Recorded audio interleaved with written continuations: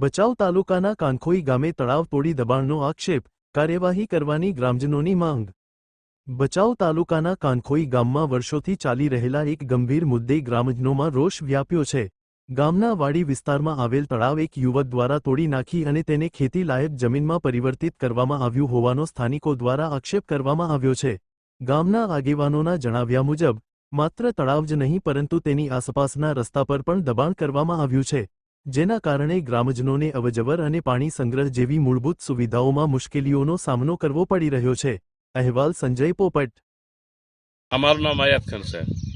આ જમીન સાહેબ, આ જો દબાણ છે, આ દબાણ અમે સરકારને વિનંતી કરી છે કે આ દબાણ કાઢે, પાર તોડીને ખેતર બનાવેલ છે એનું એક્શન લે। અને અમને આ તો મેન તળાવ છે અમારા ગામનું છે અને તમામ પશુપાલન પીએ છે। આવીને તપાસ કરે, કોઈ સાહેબ તપાસ કરે, જોવે કે સાચું કે ખોટું એમ જોવે ને તો ખબર પડે, કોઈ સાહેબ ને કાંઈ અમલદાર ને કોઈ નહીં કાંઈ।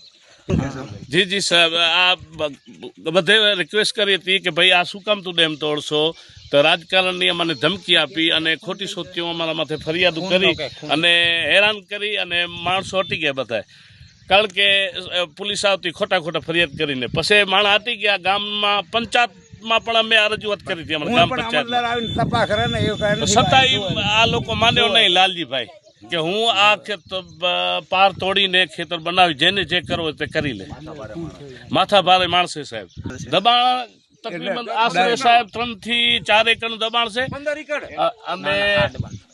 અને એની સિર્ફ 3 એકર જમીન છે ને 15 એકર જમીન કરીને બેઠેલ છે। 15 એકર તો ધણી થયું, 15 અમારા આ જેટલા અમે સહીએ, આ જો આ ભાઈ રહ્યા એમનો ભાઈ છે, સગા ભાઈ છે એનો, જો ભાઈ છે એના, એ તો ખોટું ન કરે ને એમ સમજો કરે।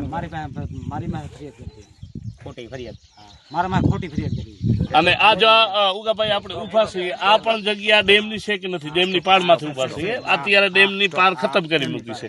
હવે આ ડેમ આ ચોમાસામાં તૂટી જાય એવી હાલત છે।